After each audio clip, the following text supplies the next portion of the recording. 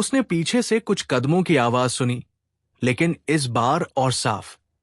वो जल्दी से मुड़ी और उसी समय बिजली की चमक ने दो बड़े आदमी दिखाए, जो मास्क पहने उसके पास धीरे धीरे बढ़ रहे थे। प्रिया डर गई। उसका दिल तेजी से धड़कने लगा। प्रिया जल्दी से दौड़ी, जबकि दो बड़े आदमी उसके पीछे दौड़ पड़े। लेकिन उसने जो शराब पहले पी थी, उससे तेज दौड़ना मुश्किल हो गया। वो साफ नहीं देख पा रही थी और धूल वाले रास्ते पर फिसल गई। संगीत, रात बहुत अंधेरी थी और भारी बारिश हो रही थी। कभी कभी बिजली और गरज से गली रोशन होती थी। जमीन पूरी तरह पानी से भर गई थी। प्रिया अभी अभी क्लब से निकली थी, जहां उसने अपने दोस्तों आदित्य और विशाल के साथ समय बिताया था।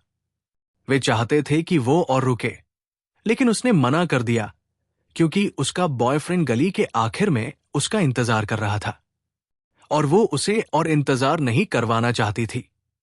जब प्रिया बारिश से पूरी भीगी गली में चली, उसने अपने बॉयफ्रेंड की कार गली के अंत में खड़ी देखी। वहां बहुत अंधेरा था, लेकिन बार बार चमकती बिजली ने रास्ता दिखाया। जब वो सावधानी से गली में चल रही थी, उसने पीछे कुछ कदमों की आवाज सुनी। प्रिया तुरंत मुड़ी, लेकिन उसने किसी को नहीं देखा। कौन है वहां?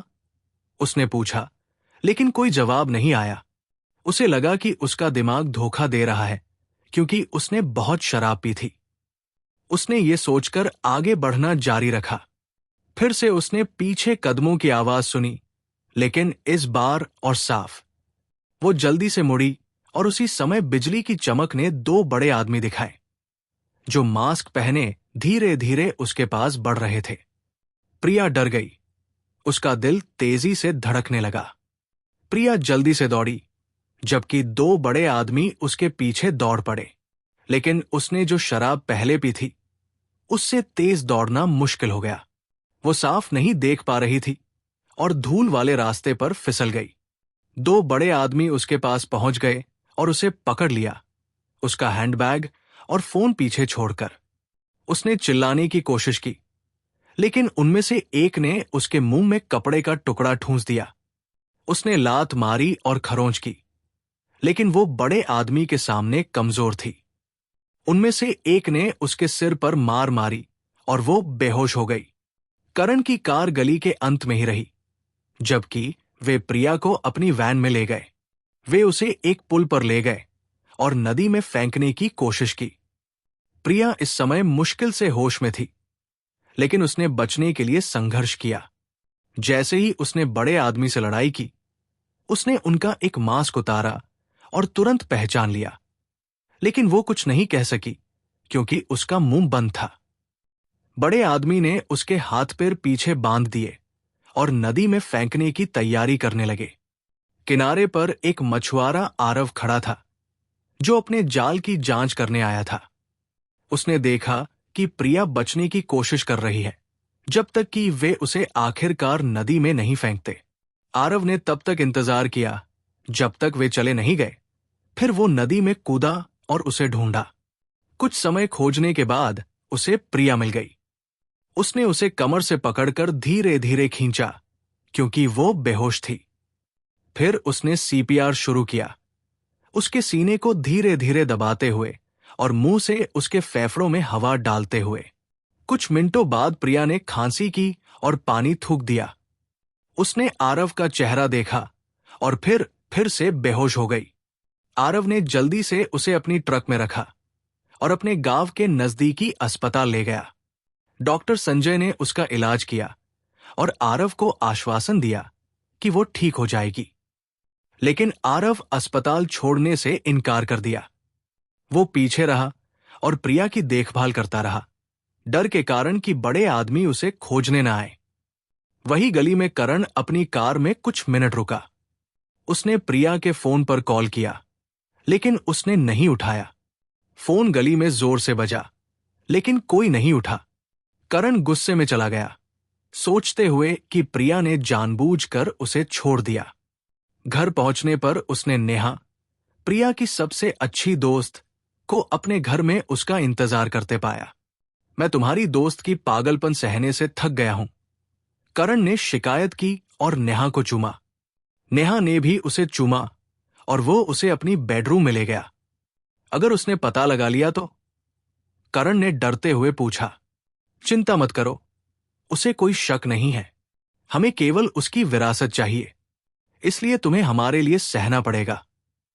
बस उससे शादी कर लो, फिर तुम उसके साम्राज्य पर नियंत्रण रखोगे और जो चाहो कर सकते हो, विशाल ने कहा। करण ने सहमति में सिर हिलाया और फिर से नेहा को चूमा। वे बिस्तर की चादर से खुद को ढक लिए। इसी बीच दो बड़े ठग पुल से दूर जा रहे थे, जहां उन्होंने प्रिया को फेंका था। उनमें से एक ने पूछा, ओह, क्या वो पहचान गई? दूसरा ठग बोला, हमें चिंता करने की कोई जरूरत नहीं। मरे हुए आदमी कोई कहानी नहीं बताते। वे थोड़ी देर चले और एक बहुत बड़े महल में पहुंच गए। अंदर जाने पर उन्होंने 50 के दशक के आसपास की एक महिला से मुलाकात की।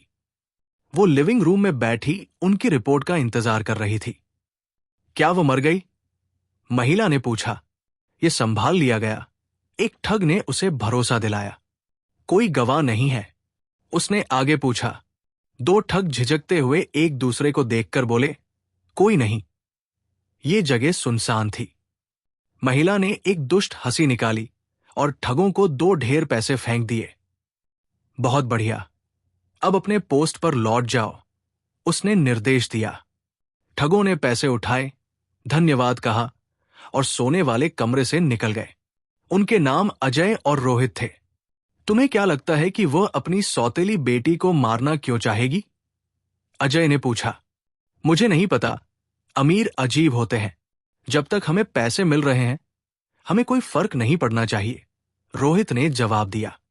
लेकिन अजय दिल टूटने जैसा महसूस कर रहा था। उसे प्रिया सच में पसंद थी और उसे और भी ज्यादा अपराध बोध हुआ, क्योंकि उसे पता था कि प्रिया ने उसे पहचाना था इससे पहले कि वे उसे नदी में फेंकते। छोटे गांव में जहां प्रिया का इलाज हो रहा था, वो अचानक जागी, बिस्तर पर लड़खड़ाते और लात मारते हुए। आरव, जो उसके पास बैठा था, ने जल्दी से उसे शांत किया। आराम करो, आराम करो, तुम अब सुरक्षित हो, मैं वादा करता हूं, आरव ने शांत आवाज में कहा। धीरे धीरे प्रिया शांत हुई और फिर से सो गई। सोते समय उसने कुछ सुनाई देने वाले शब्द बोले। मां, कृपया मत छोड़ो। मां, नहीं। आरव ने उसके मासूम लेकिन परेशान चेहरे को देखा और उसे उसकी ओर आकर्षित होते पाया। प्रिया की शरीर की सही जगहों पर सही आकार थे। वो अपनी मां की बिल्कुल नकल थी, जो कुछ साल पहले कार दुर्घटना में मर गई थी। और जो शब्द उसने सपनों में बोले, वो आरव को उसकी खुद की मां की याद दिला रहे थे, जब वो उन्हें छोड़ गई थी। वह भी अपने सपनों में अपनी मां को रोकने की कोशिश करता था। कुछ मिनट बाद डॉक्टर संजय उसके वार्ड में आया और उसके जीवन के संकेत, वाइटल्स चेक किए। जब उसने उसके कलाई को छुआ, प्रिया जाग गई। मैं कहाँ हूं? उसने घबराकर पूछा। तुम अस्पताल में हो, डॉक्टर संजय ने जवाब दिया। क्या हुआ? मैं यहां क्यों हूं? मेरी मां कहाँ है? प्रिया ने घबराकर पूछा। आरव, जो पहले खड़ा होकर देख रहा था, अचानक उसने उससे पूछा, तुम्हारा नाम क्या है? प्रिया चुप रही। मुझे नहीं पता, उसने भ्रमित होकर जवाब दिया। डॉक्टर संजय ने उसे आराम करने के लिए कहा और फिर आरव को अपने ऑफिस में ले गया।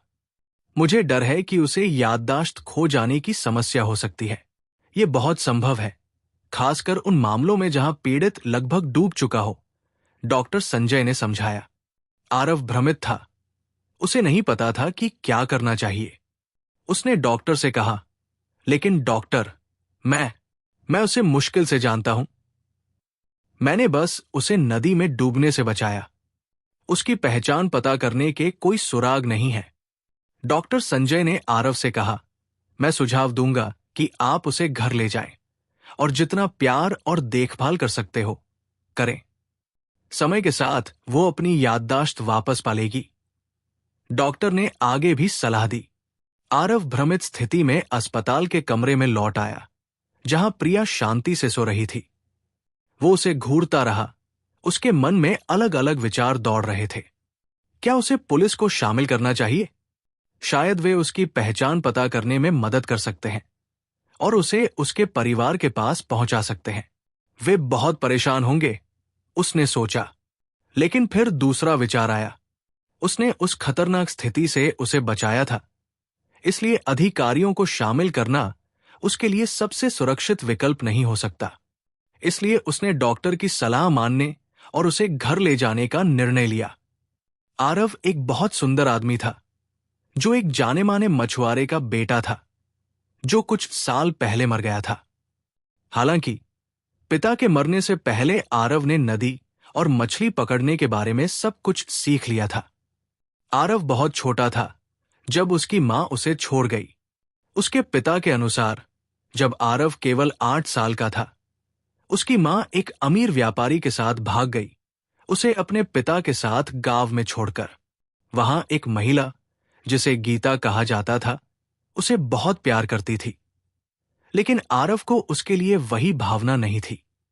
गीता बार बार आरव के पास जाने की कोशिश करती रही, भले ही उसे पता था कि आरव उसे प्यार नहीं करता। हालांकि जब आरव का पिता बीमार पड़ गया, गीता हमेशा उसके पास रही। आरव के पिता के बीमार पड़ने पर आरव के पिता ने आभार के रूप में गीता से कहा कि आरव को उससे शादी करने का वादा करना चाहिए। और आरव के पिता की मौत के बाद से आरव गीता के साथ रिश्ते में था, ताकि पिता से किए वादे का सम्मान कर सके, भले ही वो उसे प्यार नहीं करता था। आरव उलझन में था क्योंकि गीता गुस्सैल और जल्दी चिढ़ने वाली थी। वो नहीं जानता था कि अगर वो प्रिया को अपने घर लाएगा तो गीता क्या करेगी। कुछ सोचने के बाद उसने प्रिया को अपने घर लाने का फैसला किया। कुछ उसकी ओर आकर्षित कर रहा था, लेकिन वो ये समझा नहीं सकता था। उसके दिल में प्रिया के लिए एक नरम जगह बन गई थी। वहीं प्रिया के घर उसके पिता बेचैन खड़े थे। तुम्हारा मतलब क्या है कि तुमने कल रात से मेरी बेटी नहीं देखी? प्रिया के पिता चिल्लाए। प्रिया के दोस्त, जिनके साथ वो क्लब गई थी, उसके पिता के सामने चुप खड़े थे। उसने जोर देकर कहा कि वो करण से मिलना चाहती है। क्या तुमने करण को बुलाया? आदित्य ने पूछा। प्रिया की सौतेली मां रश्मि ने नजरअंदाज करते हुए पूछा, क्या हुआ? हां, उसने हमें बताया कि प्रिया कभी नहीं आई।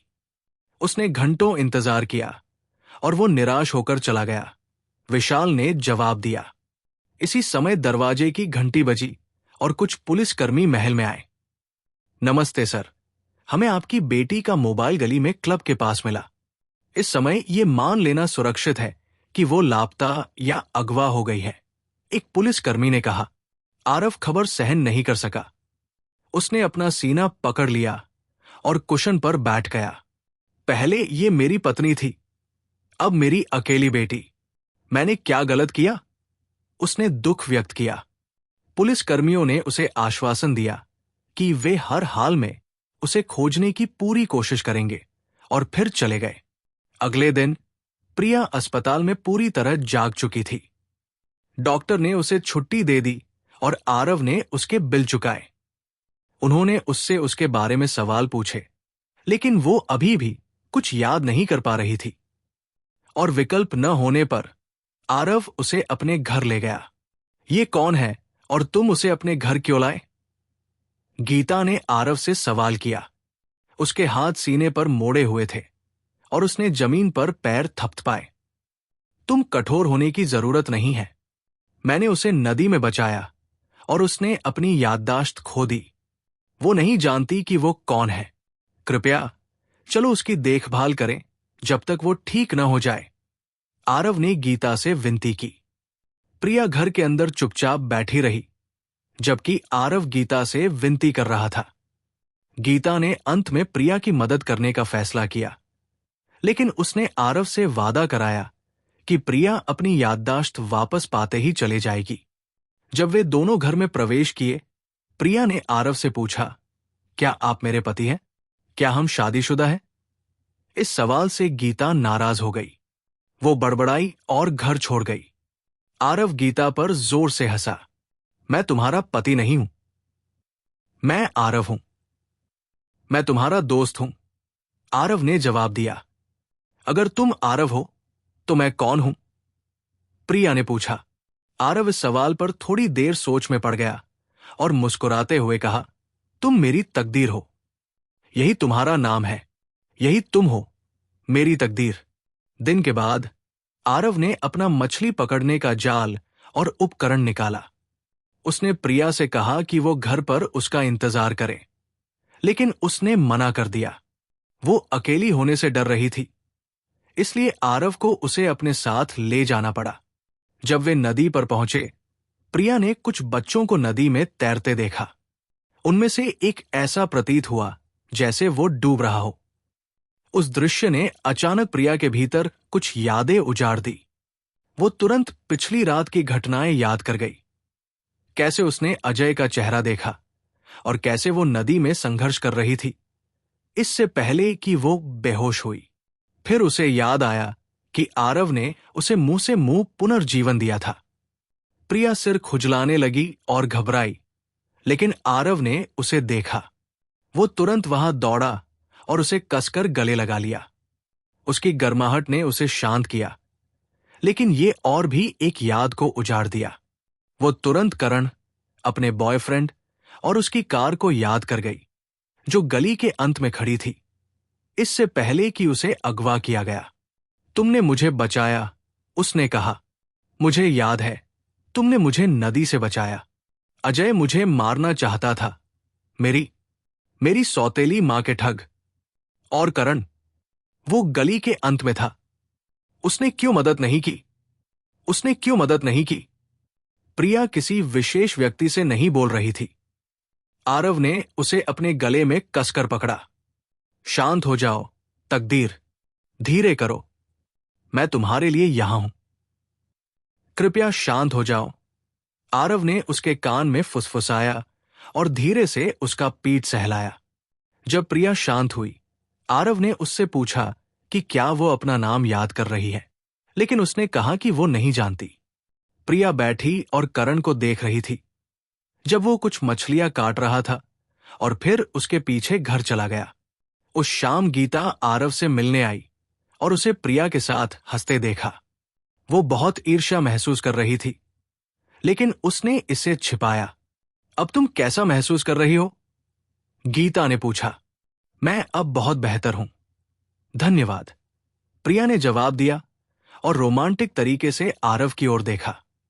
गीता और भी ज्यादा ईर्ष्यालु हो गई। अब तुम्हें कुछ याद है? गीता ने फिर पूछा। प्रिया ने थोड़ी देर सोचा और जल्दी से जवाब दिया। हाँ, मुझे याद है। वो मेरा पति नहीं है, लेकिन मुझे याद है कि उसने नदी के किनारे मुझे चूमा था। ये बहुत सुंदर था। गीता अपनी सुनाई पर विश्वास नहीं कर सकी। तुमने उसे चूमा? उसने गुस्से में चिल्लाया। आरव भी उलझन में था। फिर उसे याद आया कि उसने रात को मुंह से मुंह पुनर्जीवन दिया था। आरव ने गीता को समझाने की कोशिश की, लेकिन वो गुस्से में बाहर चली गई। प्रिया बस बैठी रही और मुस्कुराई, उन्हें और उनके ड्रामे को देखते हुए। वो हर समय गुस्से में रहती है, क्यों? प्रिया ने आरव से पूछा। आरव समझा नहीं पाया कि क्यों, लेकिन वो प्रिया से प्यार कर बैठा था। जहां भी वो जाता, प्रिया उसके साथ जाने पर जोर देती। जब वो नहाना चाहता, उसे प्रिया से कुछ जगह मांगनी पड़ती। फिर भी प्रिया बाथरूम के सामने खड़ी रहती और उसके नहाने का इंतजार करती। आरव प्रिया की सुंदरता और व्यक्तित्व से बहुत प्रभावित और दीवाना हो चुका था। 2 हफ्ते बाद भी पुलिस अभी तक प्रिया को ढूंढने की कोशिश कर रही थी, लेकिन कोई उसके ठिकाने के बारे में नहीं जानता था। उसकी सौतेली मां रश्मि भी पुलिस का इंतजार कर रही थी, लेकिन करण और विशाल चिंतित थे, क्योंकि अगर प्रिया नहीं मिली तो उनकी योजना बर्बाद हो जाएगी। एक दिन आरव और प्रिया उसके कमरे में बैठे थे। प्रिया ने उससे उसके माता पिता के बारे में पूछा। तुम्हारी मां और पिता कहाँ हैं? प्रिया ने पूछा। मेरे पिताजी कुछ साल पहले मर गए, लेकिन मेरी मां हमें छोड़कर चली गई जब मैं बच्चा था। मेरे पिताजी ने कहा कि वो एक बहुत अमीर आदमी के साथ भाग गई क्योंकि वो गरीब था, आरव ने बताया। प्रिया को उसके लिए दुख हुआ और वो उसके पास करीब चली गई। मुझे खेद है, उसने कहा। आरव ने कहा, कोई बात नहीं। फिर उसने अपने बिस्तर के नीचे से एक पुराना बक्सा निकाला और उसमें से कुछ तस्वीरें बाहर निकाली। उसने पहले अपने पिता की तस्वीरें दिखाई, फिर अपनी मां की। प्रिया आरव की मां की तस्वीर देखकर ठंडी पड़ गई। उसने तस्वीर पकड़ी और ध्यान से देखी। आरव ने उसकी अचानक प्रतिक्रिया देखी। तकदीर, क्या हुआ? क्या तुम उसे जानती हो? क्या तुमने उसे पहले देखा है? आरव ने जिज्ञासु होकर पूछा। प्रिया ने आरव को निराश होकर देखा और ठंडे स्वर में जवाब दिया, हां, मैं उसे जानती हूं। मुझे उसे बहुत अच्छे से याद है। वो रश्मि है, मेरी सौतेली मां, वही महिला जिसने कभी मेरे खुशहाल परिवार को बर्बाद किया। क्या तुम्हें लगता है कि अजय अपनी बुराई कबूल करेगा क्योंकि वो बहुत अपराधबोध महसूस कर रहा है? क्या यह संभव है कि आरव गीता को छोड़कर प्रिया के साथ हो जाए? क्या तुम्हें लगता है कि वे एक दूसरे से प्यार कर बैठेंगे? तुम्हें क्या लगता है कि रश्मि और आरव के बीच संबंध क्या होगा? हम अगले एपिसोड में इन सवालों के जवाब जानेंगे। धन्यवाद देखने के लिए और हमारे चैनल को सब्सक्राइब करना न भूलें ताकि जब नया वीडियो अपलोड हो आपको नोटिफिकेशन मिल सके। कृपया इस कहानी को अपने प्रियजनों के साथ साझा करें अगर आपको ये कहानी पसंद आई। धन्यवाद। मोहित एक बड़ी लाठी लेकर हॉल में घुसा और प्रिया के सिर पर मार दी। प्रिया तुरंत बेहोश हो गई और चोट के स्थान से खून बहने लगा। संगीत। प्रिया, एक अमीर आदमी देवेंद्र की बेटी, अभी अभी क्लब से बाहर आई थी जहां वो अपने दोस्तों आदित्य और नेहा के साथ समय बिता रही थी। उसका बॉयफ्रेंड ने उसे कॉल किया और बताया कि वो अपनी कार में सड़क के नीचे उसका इंतजार कर रहा है। भारी बारिश के बावजूद प्रिया जल्दी से बाहर भागी ताकि उसे इंतजार न कराना पड़े। जैसे ही वो अकेले गली के अंत की ओर बढ़ी जहां वो खड़ा था, दो बड़े आदमी उसे उठा ले गए। उन्होंने उसे एक पुल तक ले जाकर नदी में फेंकने की कोशिश की। संघर्ष के दौरान प्रिया ने गलती से एक अपहरणकर्ता को पहचान लिया। बावजूद इसके उन्होंने उसे पानी में धकेल दिया और चले गए। चमत्कारिक रूप से एक मछुआरा आरव ने प्रिया को नदी से बचाया। आरव उसे अस्पताल ले गया। जब वो ठीक हुई, ये स्पष्ट हुआ कि उसने अपनी याददाश्त खो दी थी। आरव ने उसे अपने घर में लिया, भले ही उसकी गुस्सैल गर्लफ्रेंड गीता थी। आरव वास्तव में गीता से प्यार नहीं करता था, लेकिन अपने मरते पिता से किए वादे की वजह से उसके साथ रहा। जब प्रिया अपनी याददाश्त धीरे धीरे वापस पाने लगी, उसने अचानक याद किया कि उसका एक अपहरणकर्ता रोहित था, जो उसकी सौतेली मां का आदमी था। इस बीच प्रिया और आरव के बीच धीरे धीरे भावनाएं विकसित होने लगी। जब आरव ने प्रिया को अपने परिवार की पृष्ठभूमि बताई और अपनी मां की तस्वीर दिखाई, तो प्रिया ने एक भयानक खोज की। आरव की मां, जिसने उसे बचपन में छोड़ा था, वास्तव में प्रिया की सौतेली मां रश्मि थी, जो प्रिया के खिलाफ षड्यंत्र कर रही थी। प्रिया ने जब बताया कि तस्वीर में की महिला उसकी सौतेली मां है, तो आरव हैरान रह गया। क्या मतलब? मेरी मां तुम्हारी सौतेली मां नहीं हो सकती, आरव ने कहा। लेकिन प्रिया ने उसे यकीन दिलाया कि वो सही है। प्रिया ने आरव को बताया कि कैसे देवेंद्र आरव के गांव आए और एक अच्छे मछुआरे की तलाश में थे। उन्होंने आरव के पिता से मुलाकात की। उसी दिन रश्मि ने देवेंद्र को देखा और उनसे प्यार हो गया। वो उसका प्रकार का आदमी था और बहुत अमीर भी था। रश्मि ने तय किया कि वह देवेंद्र का दिल जीत लेगी। जब देवेंद्र और आरव के पिता का व्यवसाय पूरा हुआ, रश्मि गुपचुप उनके होटल में गई जहां वे ठहरे हुए थे। आरव के पिता ने रश्मि को देवेंद्र से अपनी पत्नी के रूप में नहीं मिलवाया, इसलिए देवेंद्र ने सोचा कि रश्मि आरव की बहन है। रश्मि ने उसे बहकाया और उस रात उनके साथ संबंध बनाए। कुछ हफ्तों बाद जब देवेंद्र शहर के लिए गए, रश्मि उनका पीछा करते हुए उनके ऑफिस गई और बताया कि वो गर्भवती है। ये खबर देवेंद्र के लिए दिल तोड़ने वाली थी, क्योंकि वो सुमित्रा से शादीशुदा थे, जो प्रिया की मां थी। लेकिन वो खुश भी थे, क्योंकि उन्हें बच्चे की जरूरत थी। प्रिया के जन्म के समय डॉक्टरों ने बताया कि सुमित्रा फिर से गर्भवती नहीं हो पाएंगी, क्योंकि उनका गर्भाशय क्षतिग्रस्त था। देवेंद्र के संस्कृति में पुरुष बच्चा बहुत महत्वपूर्ण था, इसलिए उन्हें वह चाहिए था जो सुमित्रा नहीं दे सकती थी। जब रश्मि ने कहा कि वह उनके बच्चे की मां बनने वाली है, देवेंद्र ने दुखी होने का नाटक किया, लेकिन अंदर से खुश थे। उन्होंने रश्मि के लिए शहर में एक बहुत शानदार अपार्टमेंट किराए पर लिया और उसे पर्याप्त भत्ता दिया। उसे सब कुछ मिला और उसने आराम और लग्जरी में जीवन बिताया, जब तक उसने अपने दूसरे बेटे कर्णेश को जन्म नहीं दिया। कर्णेश का जन्म देवेंद्र को बहुत खुश कर गया, जैसे सपना सच हो गया। लेकिन रश्मि लालची थी। वो जानती थी कि देवेंद्र कितना अमीर और प्रभावशाली है, इसलिए उसने उससे और चाहा। उसने चाहा कि वो सुमित्रा से तलाक दे और उससे शादी करे। उसने देवेंद्र को परेशान किया, जब तक कि उन्होंने उसे अपने वैवाहिक घर में लाकर अपनी पत्नी सुमित्रा से मिलवाया। सुमित्रा को गुस्सा आया, क्योंकि देवेंद्र ने दूसरी महिला को गर्भवती कर दिया था और उसे अपने घर में लाया। लेकिन उसने समझा और शांति बनाने की कोशिश की। लेकिन रश्मि का एक और मिशन था। रश्मि का मिशन था सुमित्रा को परेशान करना, ताकि वो अपने घर से चली जाए। लेकिन सुमित्रा मजबूत थी और वो नहीं चली। इसके बजाय उसने रश्मि की परेशानियां और अपमान सहा। अपनी बेटी के लिए सुमित्रा नहीं चाहती थी कि उसकी बेटी अपने पिता से दूर हो, इसलिए उसने सब सहा। रश्मि हमेशा सुमित्रा से कहती, तुम बेजान औरत, क्या तुम्हें शर्म नहीं आती? लेकिन सुमित्रा उसे नजरअंदाज कर चली जाती। एक दिन जब रश्मि देवेंद्र के ऑफिस में प्रवेश करने वाली थी, उसने सुना कि वो अपने वकील से बात कर रहे थे।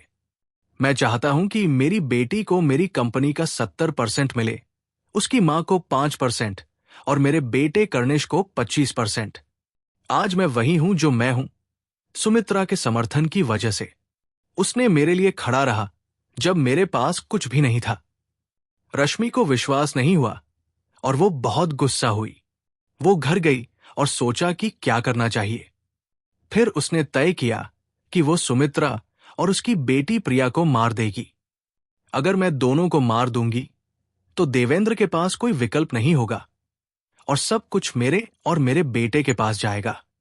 रश्मि ने अपने गुंडों अजय और रोहित को बुलाया और उन्हें सुमित्रा और प्रिया को मारने का आदेश दिया।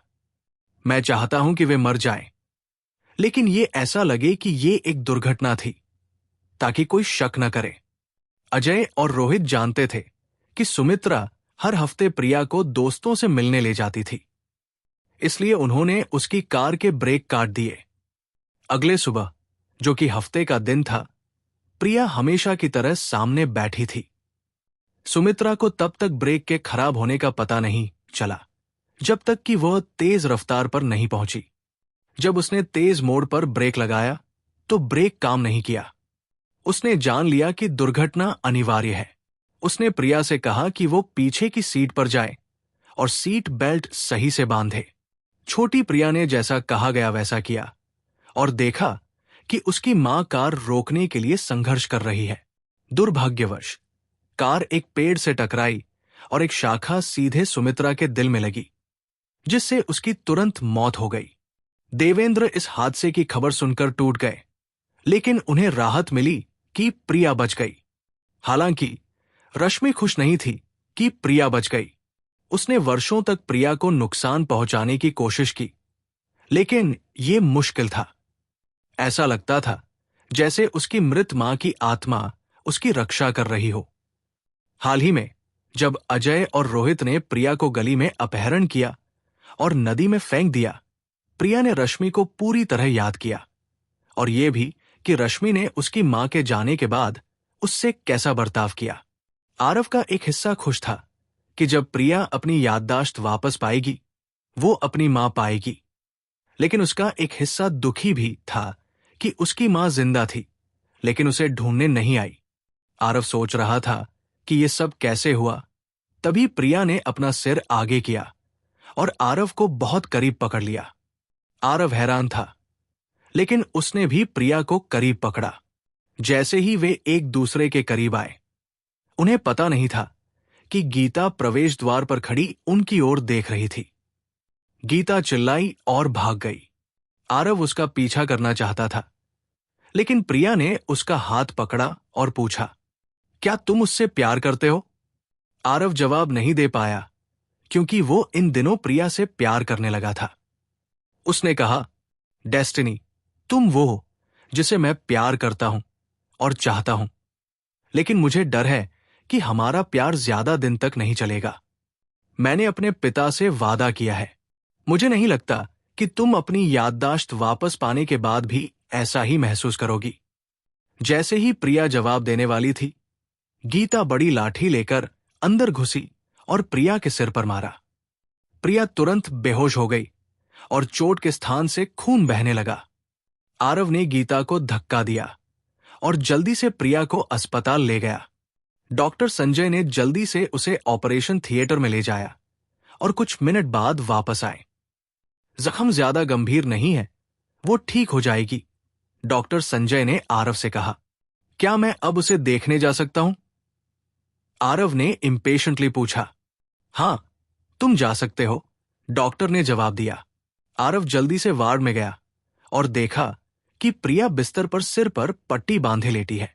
उसने घुटनों के बल जाकर उससे माफी मांगी कि गीता ने जो किया उसके लिए, लेकिन प्रिया उसे पहचान नहीं पाई। आप कौन है? उसने हैरानी से पूछा। डेस्टिनी, ये मैं हूं। आरव, उसने समझाने की कोशिश की। प्रिया ने कहा, मेरा नाम प्रिया देवेंद्र है। मैं देवेंद्र की बेटी हूं, जो देवेंद्र इंडस्ट्रीज की सीईओ है। आरव भ्रमित हो गया। फिर उसे समझ आया कि प्रिया ने अपनी याददाश्त वापस पा ली है, लेकिन वो देवेंद्र को याद नहीं कर पाया। निराशा में आरव खड़ा हुआ और जाने लगा, लेकिन उसे प्रिया की बाह अपनी कमर पर महसूस हुई। मैं बस मजाक कर रही हूं। हां, मैं तुम्हें याद करती हूं और सब कुछ याद है। मैंने अपनी याददाश्त वापस पा ली है और मैं अब भी तुमसे प्यार करती हूं। आरव, मुझे हमारी सामाजिक अलगाव की परवाह नहीं है, प्रिया ने कहा और उसे पकड़ लिया। आरव उदास होकर उसके खूबसूरत चेहरे को देखा। मैं नहीं सोचता कि मैं तुम्हारे साथ रिलेशनशिप में रह सकता हूं। प्रिया, मेरे पास तुम्हारे खिलाफ कुछ नहीं है, लेकिन मैंने तुम्हारे पिता देवेंद्र से वादा किया है। अगर मुझे पता होता कि तुम उनकी बेटी हो, तो मैं शायद तुम्हें नदी से नहीं बचाता। प्रिया को यकीन नहीं हुआ और उसने आरव से पूछा, क्यों? मेरे पिता ने तुमसे क्या किया? देवेंद्र, तुम्हारे पिता मेरे पिता की मौत के लिए जिम्मेदार है। मैं अपने पिता के हत्यारे की बेटी से प्यार या शादी नहीं कर सकता, आरव ने उसे बताया। प्रिया को विश्वास नहीं हुआ कि उसके पिता ऐसा कर सकते हैं। देवेंद्र एक दयालु और करुणाशील इंसान थे और वो सच में सभी की परवाह करते थे। उसने आरव से पूछा कि ये कैसे हुआ। आरव ने समझाया, तुम्हारे पिता ने कई साल पहले मेरे पिता को उनके जन्मदिन पर कुछ स्नैक्स भेजे थे। वे मेरे पिता के पसंदीदा स्नैक्स थे और उन्हें खाने के बाद वो बहुत बीमार हो गए और मर गए। प्रिया ने कुछ समय सोचा और आरव से सवाल पूछा, मेरे पिता को कैसे पता था कि तुम्हारे पिता के पसंदीदा स्नैक्स कौन से हैं? वे व्यापार पार्टनर थे, दोस्त नहीं। आरव ने गहराई से सोचा। उनके पिता और देवेंद्र के बीच केवल व्यापारिक चर्चा के समय ही शारीरिक संपर्क हुआ था। उसके बाद देवेंद्र ने कभी उनके गांव में कदम नहीं रखा, इसलिए यह असंभव था कि उन्हें पता हो। दोनों ने जोर से कहा, रश्मि। आरव ने निष्कर्ष निकाला कि रश्मि ही थी जिसने जहरीले स्नैक्स भेजे थे ताकि आरव के पिता की हत्या हो। वो नहीं चाहती थी कि आरव उसे उजागर करे, इसलिए उसने उन्हें मार दिया। ये सुनकर आरव बहुत गुस्से में आया। उसने प्रिया से माफी मांगी कि उसने उसके पिता पर गलत आरोप लगाया। प्रिया ने जवाब दिया, कोई बात नहीं, ये सामान्य है कि तुम ऐसा सोचो। अगर तुमने ये स्नैक्स अपने पिता के साथ खाए होते तो तुम भी मर जाते। प्रिया सही थी। रश्मि की योजना ये थी कि वो अपने पति और बेटे को मार दे ताकि वे उसे उजागर न करें। कुछ घंटों बाद आरव और प्रिया घर लौट आए। उन्होंने देखा कि कई चीजें गायब थी। प्रिया को लगा कि वो मर जाएगी, इसलिए उसने अपने सारे सामान पैक किए और भाग गई। आरव बहुत खुश हुआ कि वो भाग गई। इसका मतलब था कि अब उसे उससे शादी नहीं करनी पड़ेगी। वो वास्तव में खुश था कि उसने उस रात प्रिया को देखा और सब कुछ इस तरह ठहर गया। दोनों ने तय किया कि वे देवेंद्र से मिलने जाएंगे क्योंकि वो चिंतित होंगे कि प्रिया सच में मर गई है। आरव भी अपनी मां सुमित्रा से मिलना चाहता था और पूछना चाहता था कि उसने उसे और उसके पिता को गांव में क्यों छोड़ा। कुछ घंटों में वे देवेंद्र की कंपनी पहुंचे। ये एक बहुत बड़ी और शानदार इमारत थी। जब वे अंदर गए तो सभी स्टाफ प्रिया को देखकर हैरान रह गए। उन्हें लगा कि वो मर चुकी है और ऐसा लगा जैसे किसी भूत को देखा हो।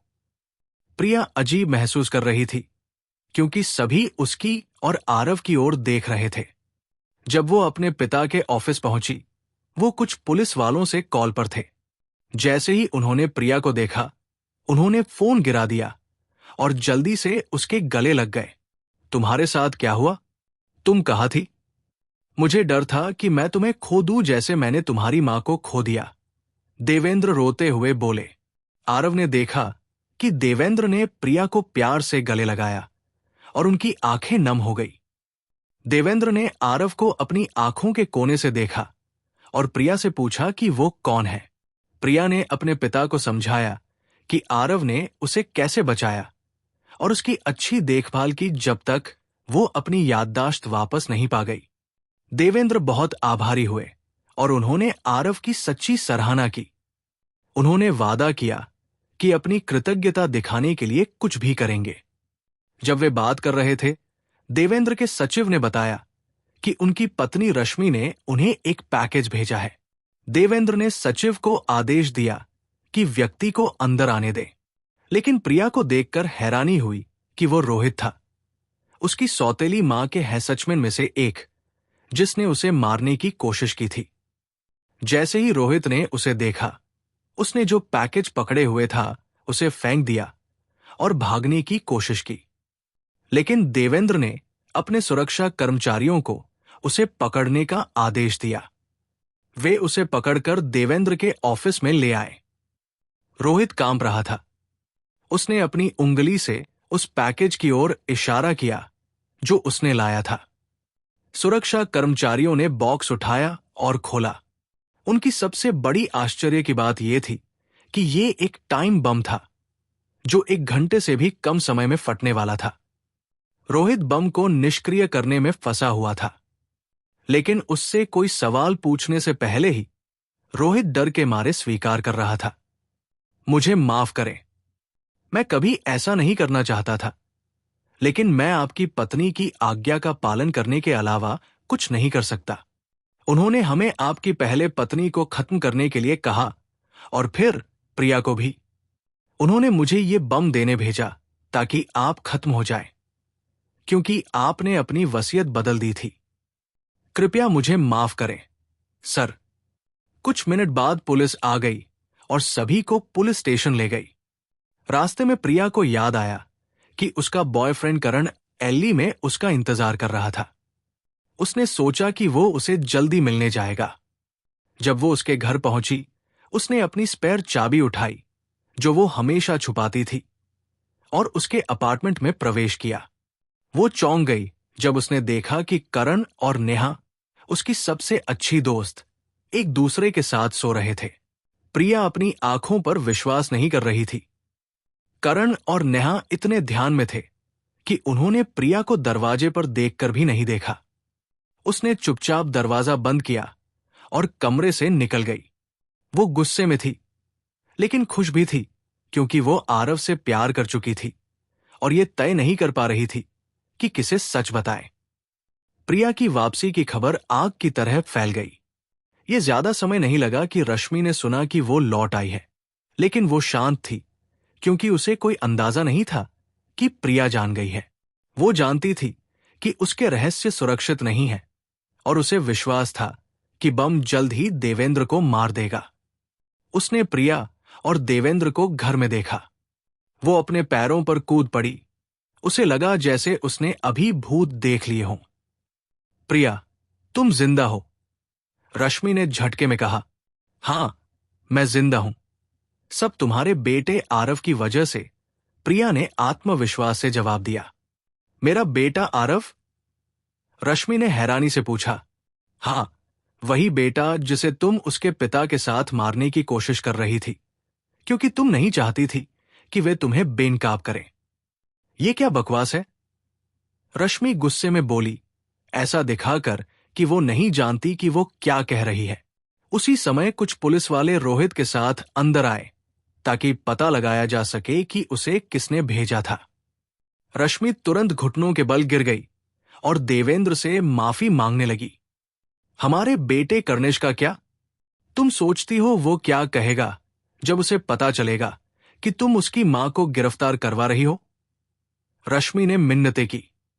देवेंद्र हंसे और बोले, जब कर्णेश पैदा हुआ था, मैंने डीएनए टेस्ट किया था और मुझे पता था कि वो मेरा बेटा नहीं है। मैंने सिर्फ दिखावा किया क्योंकि मुझे एक बेटा चाहिए था। लेकिन अब मुझे एहसास हुआ कि बेटी भी बच्चा होती है। प्रिया मेरी कंपनी संभालेगी जब मैं रिटायर हो जाऊंगा।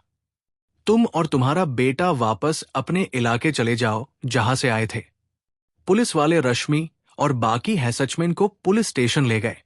देवेंद्र ने आरव को अपनी कंपनी में नौकरी की पेशकश की। कर्णेश ने अपनी मां का पक्ष नहीं लिया। उसने इसके बजाय घुटनों के बल जाकर देवेंद्र से अपनी मां के अपराधों के लिए माफी मांगी। तुम मेरे जैविक पिता नहीं हो, लेकिन तुमने मुझे बेटे की तरह पाला और तुम ही मेरे पिता हो जिन्हें मैं पहचान सकता हूं, कर्णेश ने कहा। देवेंद्र ने उसे पीठ पर थपथपाया और खड़ा होने के लिए कहा। उन्होंने उसे अपनी सभी कंपनियों में शाखा प्रबंधक भी बना दिया। कर्णेश अपने भाई आरव के साथ मिल गया और दोनों देवेंद्र की इंडस्ट्रीज के तहत शांतिपूर्वक चलने लगे। कुछ सालों बाद करण और नेहा को देश से ड्रग्स तस्करी करने की कोशिश के लिए गिरफ्तार किया गया, क्योंकि प्रिया ने उनसे रिश्ता तोड़ दिया था। वे पीछे हट गए और अपने आलीशान जीवन के लिए ड्रग्स में डीलिंग करने लगे। आरव ने प्रिया से शादी की और वे अपने सुंदर बच्चों के साथ हमेशा खुशी खुशी रहने लगे।